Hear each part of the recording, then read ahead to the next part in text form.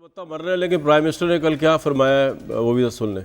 चीनी एकदम 140 रुपए पे पहुंच गए। पता चला कि 3 शुगर मिल्स सिंध के अंदर जो चल रही थी उनको बंद कर दिया। मैंने फिर पता चलवाया कि ये वजह क्या हुई, तो पता चला कि उसकी वजह से यहां की जो शुगर मिल्स थी इन्होंने जखीरा अंदोजी करनी शुरू कर दी। मैंने चीफ सेक्रेटरी से पूछा कि हमारा तो कानून है, जखीरा अंदोजी कर नहीं सकते।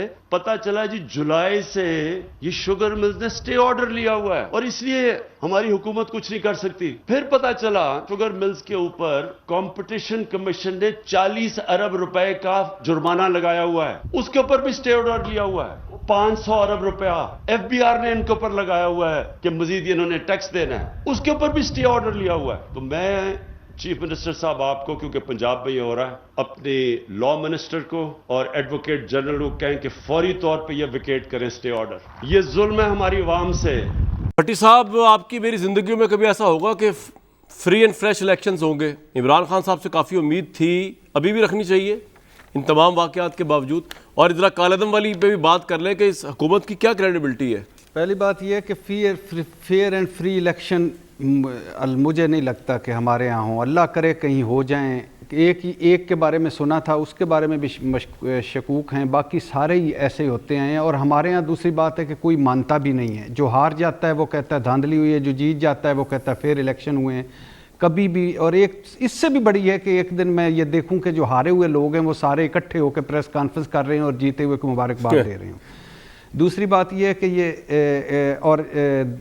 ये जो कालादम वाला है, इसमें क्या क्रेडिबिलिटी, अभी तक यही पता नहीं है कि मुआहदा क्या है, एग्रीमेंट क्या है, शराइत क्या हैं। और दोनों तरफ से कोई सच नहीं बोला गया। यानी मैं ये जो 5 इसमें एहलकार जान से गए, जो दूसरी तरफ से जान से गए, जो हमने तो गवर्नमेंट का सच और झूठ देखना है ना, हमें दूसरों से कंसर्न तो नहीं है जी। जो जग हंसाई बना रहा मुल्क 10 दिन, उसका। और दूसरी बात यह है कि ये 7वां मुआहदा हुआ है, ये एक तरह से छठे मुआहदे पर अमल दरामद है। जैसे वो एक मरतबा साहबजादा हामिद रज़ा ने बताया कि हमारा जो मुआहदा था उसमें था कि 2 महीने बाद साद रिजवी साहब को रिहा करेंगे, कालेदम ख़त्म करेंगे, फिर 4 शेड्यूल से निकालेंगे, मुकदमात ख़त्म करेंगे, सबको रिहा करेंगे। और ये क्यों नहीं हुआ अगर आपने ये मुआहदा कर लिया था? और उसके बाद ये जो इतनी जानें गई, इतना नुकसान हुआ, इतना सारा कुछ हुआ, ये क्यों हुआ? और फिर दूसरी बात है कि पहली मीटिंग में, पहली काबीना की मीटिंग में इमरान खान कहते हैं कि दहशतगर्दों से कोई राब्ता नहीं। और साद रिजवी को छोड़ेंगे, लेकिन अब छोड़े, ये बताइए इमरान खान साहब तो कोई ये सारे मुआहदा करने में इमरान खान साहब मौजूद भी थे या उनसे बाला वाला ही काम हो गया? इमरान खान साहब आज भी, आपको शायद इल्म है कि आज भी वो एक कौमी सलामती का इजलास हुआ तो उसमें भी तशरीफ़ नहीं लाए, क्योंकि उसमें करप्ट लोग बैठे हुए थे। ये एक अलहदा बात है कि इमरान खान साहब को मैं सवाल अक्सर करता हूं कि अगर नवाज शरीफ साहब करप्ट हैं, मुजरम हैं, तो जाने क्यों दिया? शहबाज शरीफ साहब करप्ट हैं मुबैना तौर पर, तो उन्हें PAC का चेयरमैन क्यों बनाया?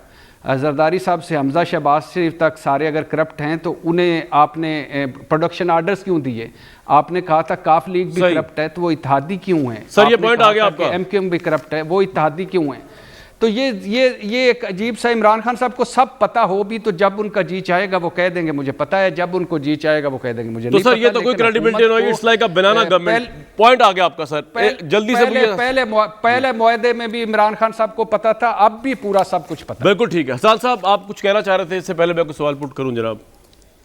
अच्छा जनाब, आपने मुझे ऑफर खुद दी है कि 2 नहीं 3 मिनट लें, आप जरा तहम्मुल से रिपोर्ट की हकीकत सुन लें, ताकि मुसद्दिक मलिक साहब ने भी कहा कि बड़ी स्पेसिफिक रिकमेंडेशन है, मैंने उसके ना एक्सेप्ट्स निकालनी है इतनी देर में ब्रेक में। ठीक कहती क्या है रिपोर्ट बात करती है CEO एजुकेशन की। उनके बारे में ये कहती है कि जी वो इनएफिशिएंसी और मिसकॉन्डक्ट था, तो डिसिप्लिनरी प्रोसीडिंग उनके खिलाफ शुरू कर दें। एक और डिप्टी डिस्ट्रिक्ट ऑफिसर सेकेंडरी के बारे में कहते हैं कि जी उन पे इल्ज़ाम है कि उनके पास कैंसिलेशन की एप्लीकेशंस आई थी, इस चीज़ को रेगुलर इंक्वायरी में प्रोब करें। तीसरी चीज़ में कई लोगों के नाम है प्रिजाइडिंग ऑफिसर्स के, वो ये कह रहे हैं कि इनका भी कॉन्टैक्ट क्योंकि अंडर क्वेश्चन है, इसके लिए भी एक रेगुलर इंक्वायरी की जाए ताकि क्रिस्टल क्लियर हो जाएं facts. Deputy district officer male Daska के बारे में कहते हैं कि जी क्रिमिनल केस रजिस्टर करें। क्योंकि इनके पास इन्होंने एक इलीगल सिम को इस्तेमाल किया है और उसके अलावा डिसिप्लिनरी प्रोसीडिंग करें, यानी इलीगल केस क्या सिम का केस है सर इनके खिलाफ। 1.5 मिनट 2 मिनट हो गए, आगे चले जी। मेरी सुन लें। जी, जी, नहीं अभी नहीं, एक मिनट। अच्छा, अभी नहीं। डिप्टी डायरेक्टर कॉलेज सियालकोट, उसके बारे में, हाँ, उसके बारे में भी ये कह रही हैं कि जी उनके खिलाफ इल्ज़ाम थे, वो साबित नहीं कर सके कि ये गलत इल्ज़ाम है, यानी बर्डन ऑफ प्रूफ उन पे डाल दिया। प्रिंसिपल गवर्नमेंट कॉलेज के बाद क्या कि जी वो ऐसी जगह पे थी, उनको नहीं होना चाहिए था, उसके खिलाफ भी एक इंक्वायरी करें। आपका पॉइंट क्या अच्छा, है सर? जो फीमेल सर वक्त कम है, हसन भाई आपका पॉइंट क्या है? मेरा आपका पॉइंट ये है जी, मेरा पॉइंट ये है कि कुछ लोगों पे इल्ज़ाम लगा के कहा कि जी उन्होंने, लोगों ने गलत प्रूफ करना था, वो नहीं कर सके। कुछ लोगों मुझे आप एक लाइन का जवाब दे दें और मैं आपको दोबारा वापस आऊंगा। एक लाइन का जवाब दे दें। असिस्टेंट कमिश्नर डस्का के घर पर ज़िमनी इंतखाब में धांधली के लिए मीटिंग हुई, जिसमें फिरदौस आशिक अवान, वज़ीर आला पंजाब के deputy secretary Ali Abbas, deputy director महकमा तालीम मोहम्मद इकबाल दीगर मौजूद थे। ये लाइन काफ़ी नहीं है आपके लिए कि इसको आप एक्सप्लेन भी करें और इसके ऊपर आपका क्या डिफेंस बनता है? ज़रा एक मिनट ठहर जाइए। लेकिन मुसद्दिक मलिक साहब वो कह रहे हैं कि हमारा कसूर कोई नहीं है, तो कॉलेजेस और डिप्टी और उनके ऊपर डाल दी गई बात और अभी तहकीकात तो होनी है। Your take on it. जी, मैंने तो आपको जितनी बातें कही हैं उन्होंने कंफर्म कर दिया, नाम भी लेके। वो आपको बता रहे हैं कि किस किस शख्स के मुतल्लिक उन्होंने कहा है कि क्रिमिनल प्रोसीडिंग्स करनी चाहिए, और ये भी उन्होंने कहा कि उनको ये कहा है कि ब्रॉड इंक्वायरी होनी चाहिए, और इस रिपोर्ट में ये भी लिखा है ताकि पता चल सके कि किसके इन्फ्लुएंस के अंदर ये सारा कुछ किया गया है।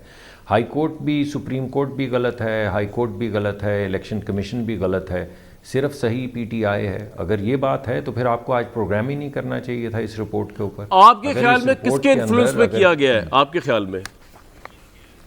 जी, मैं तो समझता हूँ कि जिस तरह का इस मुल्क के अंदर एक फैशिस्ट रेजीम चल रही है, जिस तरह गला घोंटा जा रहा है मीडिया का, जिस तरह चेयरमैन नैब को एक्सटेंशन दी गई है, तमाम आइनी और कवानीनी तकाज़े जो हैं उनको बलाए ताक रख कर, यानी जिसने एहतसाब करना है वो अब हुकूमत का मातहत बन जाएगा, उसको हुकूमत एक्सटेंशन देगी, तो वो किसकी बात सुनेगा? वो हुकूमत की बात बर्खास्त भी गवर्नमेंट करेगी, सदर के जरिए करेगा।